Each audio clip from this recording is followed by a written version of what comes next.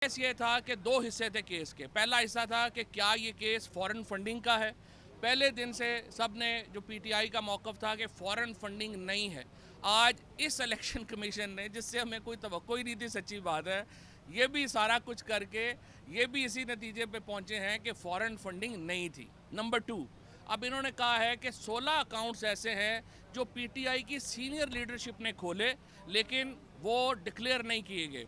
हमारा मौक़िफ़ पहले दिन से ये है कि वो पीटीआई या इमरान खान ने वो केसेस जो हैं, वो जो अकाउंट्स हैं, वो नहीं खोले थे। वो जो अकाउंट्स 16 अकाउंट्स हैं उनका पीटीआई से जो था वो इमरान खान के डायरेक्ट लिंकेज में नहीं है।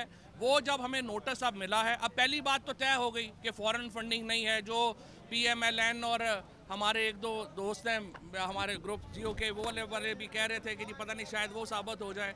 तीसरा ये है कि अब हम अगला जो मरहला है वो शुरू होगा जिसमें हम बताएंगे कि ये 16 अकाउंट्स भी लीगल हैं, इनमें भी कोई लीगैलिटी नहीं है। तीसरी बात, हमारा मौक़िफ़ पहले भी ये था, अब भी यही है, people's party, PMLN, JUI parties का तमाम लोगों को बड़ा अहम है कि पता होना चाहिए फ़ंडिंग कहाँ से आ रही है।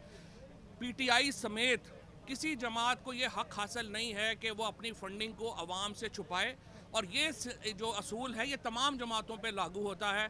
पीटीआई का आपने कर लिया, अब हम आपसे उम्मीद रखते हैं कि आप जल्द से जल्द बाकी जमातों की फ़ंडिंग लोगों के सामने लेके आएंगे ताकि पता चल सके कि वो कहाँ खड़े हैं और पाकिस्तान में कानून की अमलदारी हो।